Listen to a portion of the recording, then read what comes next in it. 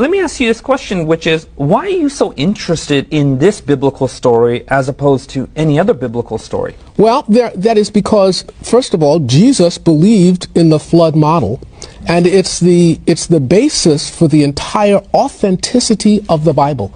If you can prove that the Genesis story is false, you have destroyed the entire belief system on which Christianity is based. So that's why we use this model to show people that Noah's Ark was real and that the story is true. Well, couldn't the story have been symbolic, metaphor for other kinds of events that took place? How about creation?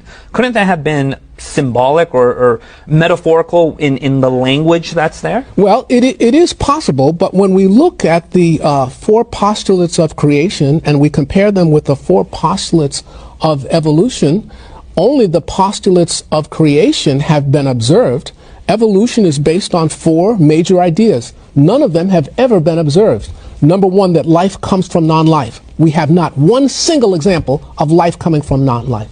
Number 2, that all the life forms that we have today came from single-cell life forms. Many people do not know that while we do have single-cell life forms that we call bacteria, we have no 2-celled life forms, we don't have 3-cell life forms, we don't have 4-cell life forms, we don't even have 5-cell life forms. That is, we go from single-cell bacteria to complex life forms. So there's no evidence that all life comes from single-cell life forms. The third postulate of evolution is that time and chance drive evolution forward, of course, and time works against evolution.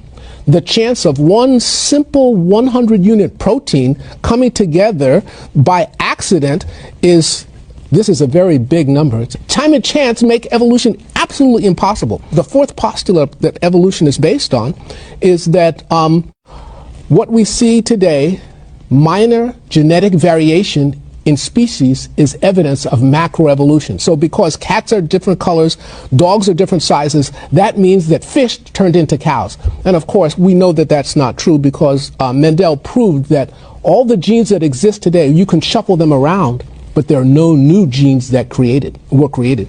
Let's think about the 4 major postulates of creation. Number 1, where there's a design, there must be a designer. We see codes in DNA. Codes are evidence of intelligence because you have to translate from one language to another. We have not a single example of that happening by accident. Number 2, that the Earth, the solar system, the universe, and the galaxy are young, measured in thousands of years, not millions or billions of years. Many times people ask me, they say, well, Major, you believe in a young Earth, a 6,000-year Earth. Can you show me that that's true without using the Bible? And I say, absolutely. What's the oldest living thing on the planet? The oldest living thing on the planet? Trees. How old are the oldest trees? 4,500 years. That takes us back almost exactly to the year of the flood, okay, in 2500 BC. Remarkable. Number 2, I'm saying, look at the sky. We call solar nebulae.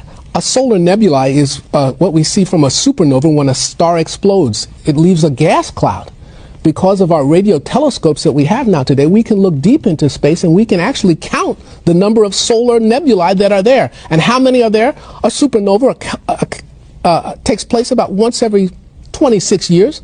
How many solar nebulae do we have? 6,000 years worth. That's impossible in a universe that is billions and billions of years old.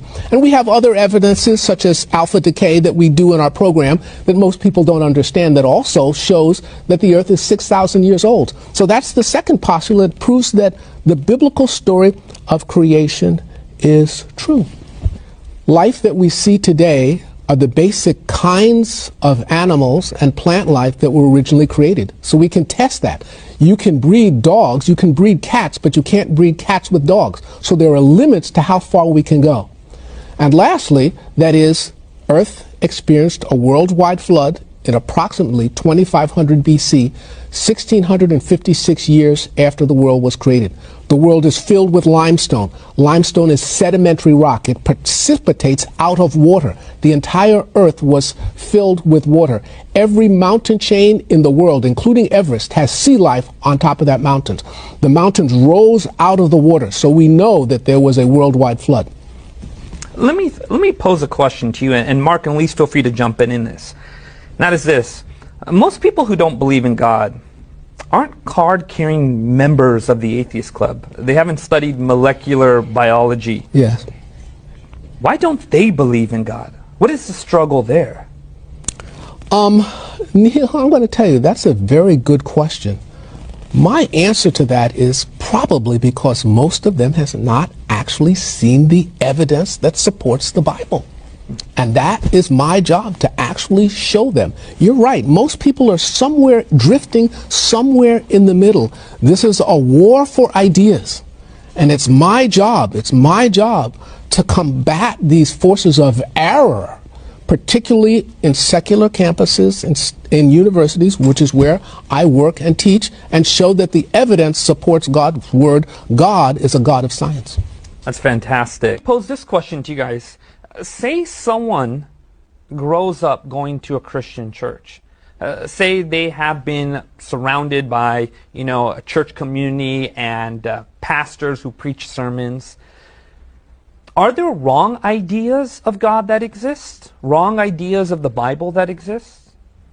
Well, certainly they do exist, and they exist in church. Many people don't know that some of the largest religious denominations actually support evolutionary theory, and I'm really sorry to hear that. It is important that people test any church that they go to against the Bible to make sure that it is accordance with the truths of the Bible. Jesus believed in the flood story, and he said that he was coming again and it would be just as in the days of Noah. So if Jesus believed it, it's very difficult for me to understand how you could call yourself a Christian if you don't understand or accept the story of Noah's flood and the creation story. And of course, it's important to understand the science that goes along with. You see that camera right there? There are people who are watching right now. There are people who are struggling with their faith in God. If you were to look at that camera right there and you were to talk to someone who was struggling, who is maybe a skeptic, someone wrestling with doubt, what would you say to them? I would say, hold on. The evidence is there. God is interested in you. He respects who you are. If you read, if you study, if you seek him with all your heart, you will find him. He has promised you that. The evidence is there, and I am here to help.